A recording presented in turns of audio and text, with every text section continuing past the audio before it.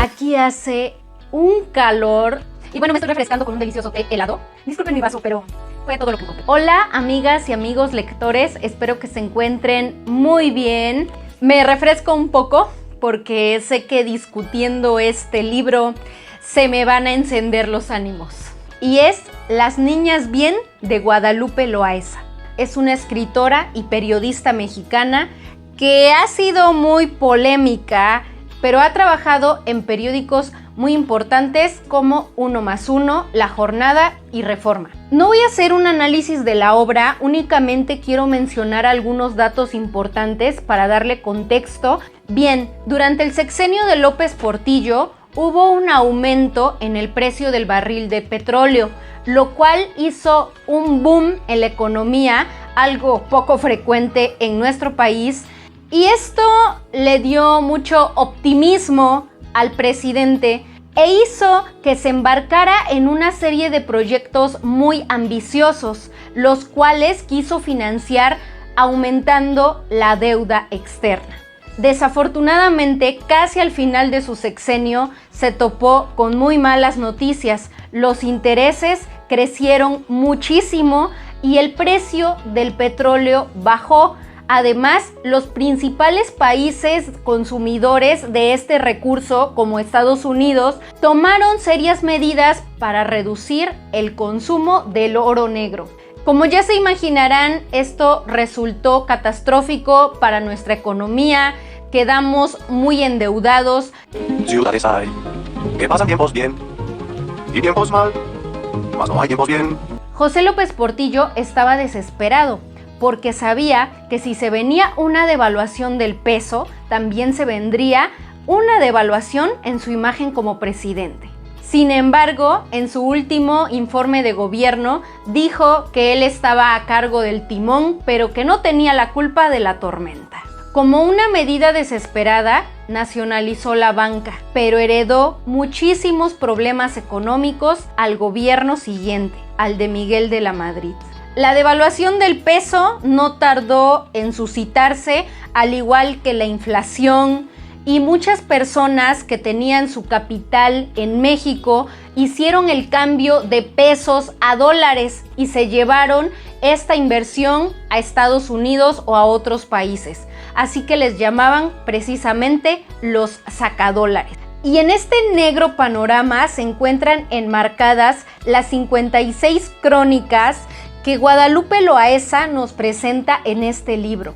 Y desde luego también se mencionan personajes que fueron un ícono en esos años, tanto de la política como del espectáculo o los medios de comunicación, como Jacobo Zabludovsky, el Negro Durazo, Jesús Silva Herzog y toda la implicación que tuvo como secretario de Hacienda durante el gobierno de López Portillo. Que pudiéramos pensar que va a tratar de un tema superficial o que es una novela, pero no es así.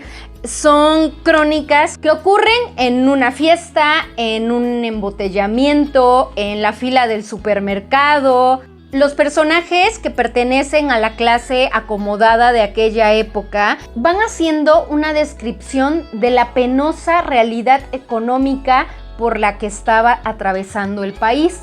Desde luego, ellos, desde sus privilegios, hablaban de que ya no podían irse al extranjero tanto como estaban acostumbrados, de que la inflación había hecho que los artículos de lujo que ellos consumían sin fijarse ahora aumentaran a precios estratosféricos y tuvieran que ir reduciendo su calidad de vida. Al inicio de este libro, Guadalupe Loaesa nos hace toda una clasificación de las niñas bien. Posteriormente también nos menciona las categorías de los niños bien.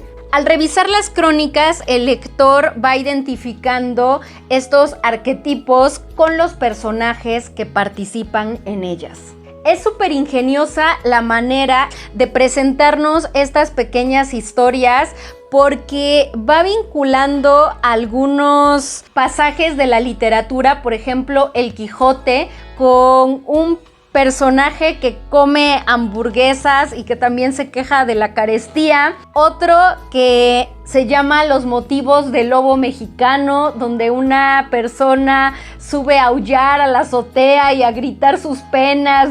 Una de las crónicas que se me hizo más ingeniosa, pero a la vez muy cruda, es la de la gorda en patines, que se refiere a la inflación y que perseguía a una pobre mujer que estaba en el supermercado y que la veía donde sea y que se reía de ella. Igual que la economía estaba asfixiando a todos los mexicanos. Que bien, se nos muestra como parodia, porque no lo puedo ver de otra manera, como una cruel sátira, todo lo que estas personas sufrían, la falta de agua en las lomas, los precios estratosféricos del champán, de los artículos de lujo, en contraparte a la miseria en la que estaban y siguen estando sumidas tantas personas. ¡Odio ser pobre! ¡Lo odio! ¡Lo odio! Para ellos es muy fácil. Tienen lo que quieren, gastan sin tener que estar contando el dinero. Lo que se enfatiza aquí es que si los más adinerados perdieron sus privilegios y resintieron tanto la crisis, ¿qué podrían esperar los obreros, las amas de casa? Así que aquí se nos presenta cómo incluso los vecinos de las lomas tuvieron que unirse, porque también había crisis en los servicios de limpia pública, de agua potable, y porque aumentaban los índices de violencia y de robos. La parte del asalto en el restaurante me hizo pensar en la importancia de que todas las personas tengamos la firme idea de que lo que ocurre a un sector le afecta a todos los demás como si fuera un efecto dominó. Evidentemente, al haber esta terrible crisis, los pobres que no tenían preparación, estudios y sin embargo poseían un gran resentimiento social, desquitaban su frustración contra estas clases. Lógico, esto no es una justificación para la violencia ni para el robo. Hay muchas formas de salir adelante.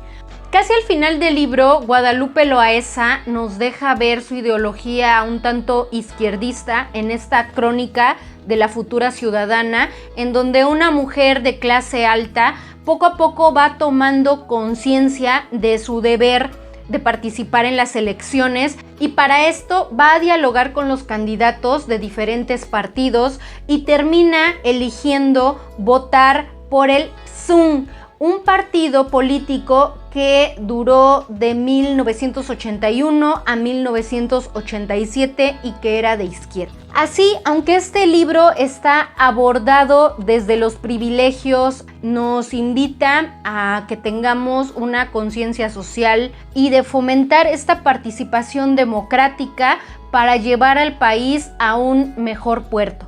Habría mucho más que comentar como todos los libros, pero creo que es suficiente. Los invito a leer esta obra, no se van a arrepentir.